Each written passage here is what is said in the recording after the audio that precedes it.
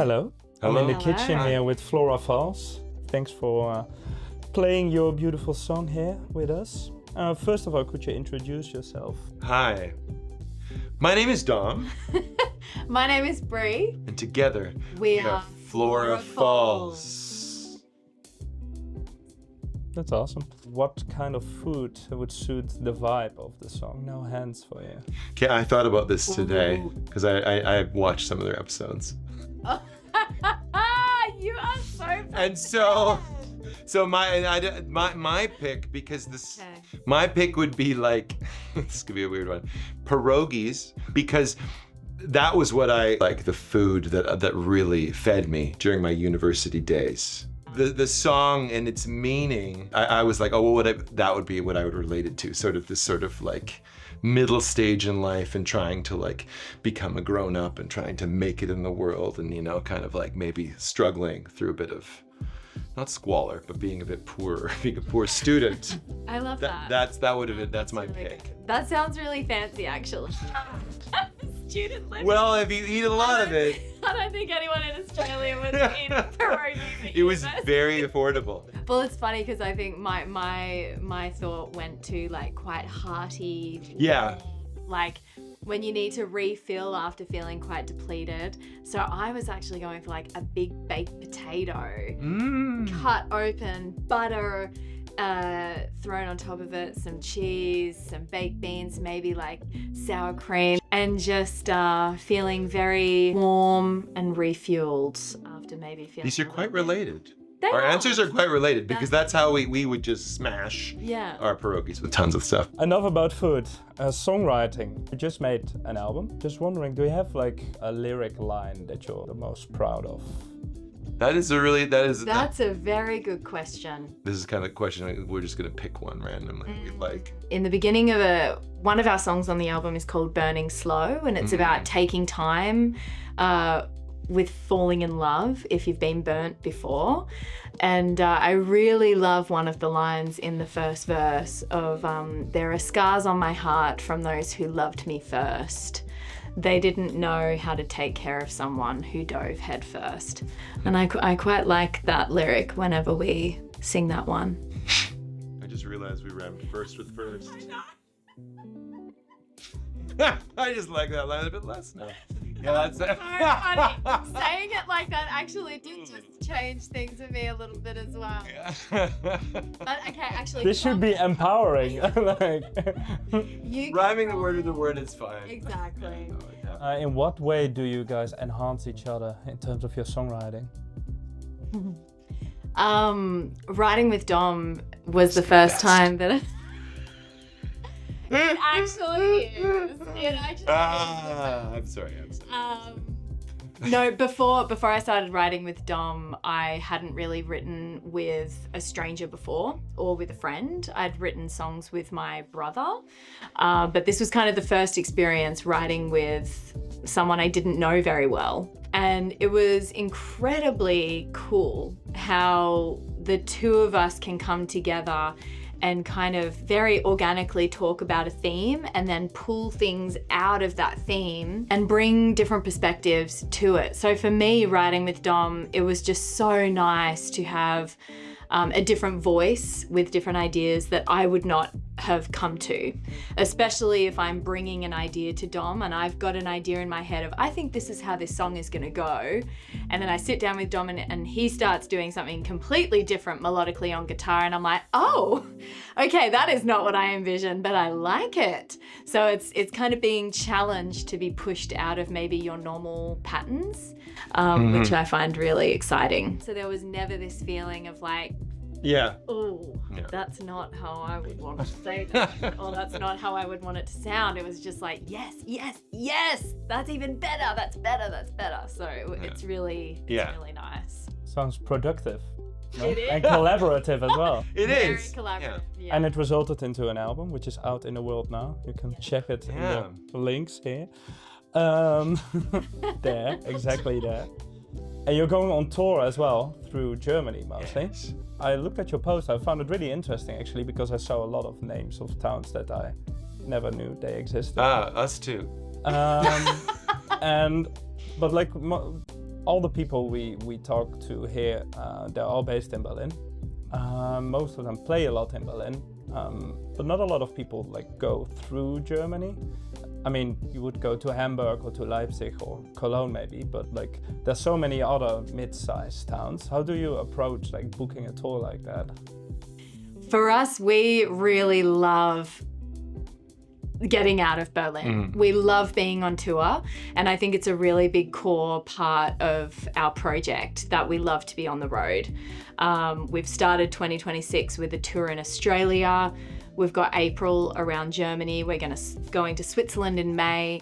I think for us, it depends on where we're going. Right now in Germany, we are working with a booking agent who has helped us find some of those tours. But from a majority of the time that we've worked together, we've self-booked, and we start by the community of people that we've built over the years, asking them, where do you want us to play? Would you like us to come to your homes? Could we play in somewhere in your town? And so we really rely on our community to help us, or we rely on other artists to give us ideas of places that they've really enjoyed going to. And we just start by reaching out to lots of people and seeing where the route kind of presents itself. So, yeah. And now sometimes, like we were a couple weekends ago, somebody just emailed us last fall and they'd invited us to play this lunch concert. So it's like, yeah. Once you get, it's like a snowball effect, I find, like once you start moving, everything, oh, we've got that and that's what's happening. Yeah, do you use grants for that as well to keep it profitable, like touring? We've never, I think we've had one touring grant this whole time. When we took a full band on tour. That's true, yeah. So then we've had 2 touring grants that we've gotten. We apply for them, but you don't always get them. A lot of people do. Yeah. But it's really interesting though, because like, my assumption would just be that like in those smaller towns, people are not really waiting for like indie music, folk music, but like it's good to see that that's the case, because it opens such a big market for so many people. Yeah, and I mean, like, you know, for us, you know, with when we're going out as a duo, our costs aren't very high. We obviously need to make some money, but like you can have an amazing concert. Like we could have an amazing concert in this apartment with like 15 people. Yeah. You know what I mean? And it's the vibe is great. People are like stoked, so they buy a t-shirt, or that, you know, like it works. Like we could play places for 40 or 50 people, be like, oh, it's a huge show tonight. It's not like going out on tour with a band of 5 or 6 people, and you know what I mean? And you're packing. Yeah, you're very flexible. Yeah, no, we're very flexible, and like we can make $450 in a night, and it's like, that's a good night. There's everything out there, you know, and a lot of these small towns are really hungry. Yeah. And for us, like as independent musicians, we find that touring is actually the one way that we can make money, and that we can kind of refill the kitty to be able to do things like record new music, order merch, and pay for the things that we need to pay for. So for us, touring is kind of our bread and butter. Yeah, like this album, like we paid for this album. We had grants before, but this album was paid for just from our playing live. That's amazing. Yeah, that's really good. When you're on tour, when you play gigs, do you have like a certain ritual to get you in the vibe before a show?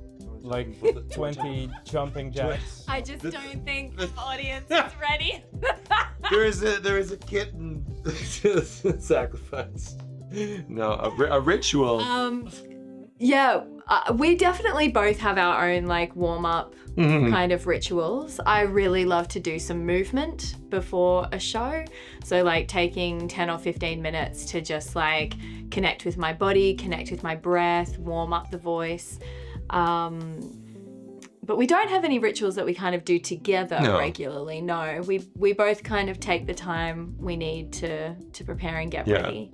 What's yours? What would your ritual be? I just like to get, I mean, I warm up my voice. It really depends on how I'm feeling. I usually like to like grab my guitar and make sure that like just play through some songs. But then I always try and get outside. I feel like just like a couple, just like it can be like a couple breaths outside, just to kind of just like sort of, I feel like it's a reset. and then we go back in, because they can get really stuffy, I find, like, and then you can get kind of just like, just stuck in Foggy, sort of, in this sort of like inside, maybe you're just in the venue, or you actually have, when we're lucky enough to have a back stage area, it's just good to kind of get like a refresh of air, and then let's go. If we talk again in a year, what will have happened in the Flora Falls universe? Apart from the tour, obviously. Hopes and dreams. Hopes and dreams. Well, we played in Australia, and the plan is to also do Canada, because I'm from Canada, this fall. So hopefully like October, I think, is kind of what we're looking to book. Should get on that. And I'll start in May. So that's hopefully going to be one of the things, and maybe even have gone to Australia again. Yeah, I think we're definitely going to make Australia an annual trip. Hopefully we'll be working on new music and working on recording a new body of work in some kind of, we've talked about maybe recording a live album of some kind. So yeah, we'll be back in the studio recording more, and we'll hear from you again. Absolutely. Yeah. Hopefully we'll see you at the brewery someday as well. That would Definitely. be great. Before we wrap up, we always try to get to know Berlin a little bit more through the eyes of the people that make music here. What's your favorite restaurant in Berlin? Okay, well, I stumbled upon an amazing Greek restaurant last year, probably this time last year, while on a date with my partner, and it was raining. We wanted to go 10-pin bowling. It was booked out. We were annoyed. We're like, this date day has gone to shit. And we came across this random Greek restaurant, walked in, and it is so quaint, and it feels so local. Everyone who goes in there was chatting with the waiters, and I was like, what is this place? It's so like small and homey. It's called Berkus, and they have the most amazing what are they called? Blätterteig. Blätterteig. Yeah, the spinach and feta blätterteig with amazing tzatziki. Yeah. Nice. That's mine. But also all the food there is amazing. Yeah. Now I'm thinking of the Mexican place, but this by your place. But anyways, the place I would give a shout out to is called the Red Room. It's very new. I live on Greifswalder Straße, and it's just off Greifswalder Straße. It's in Prenzlauer Berg on, I want to say, Hufelandstraße. It's called the Red Room. It's this Portuguese restaurant, and it's opened by friends of ours, and it's great. Great ambiance, great cocktails, good wine. Just like a lovely ambience, and the food is nice, and really great tapas. What's that? It's from the famous Gold Watch. Has somebody else said it already? No. Good. But there's a lot of friends talking about Yeah. Yeah. Well, thanks a lot for your music and your stories and your tips. Thanks for having us. Yeah. Thank you. See you again soon. Wonderful. Lovely to be here. Thanks for doing this.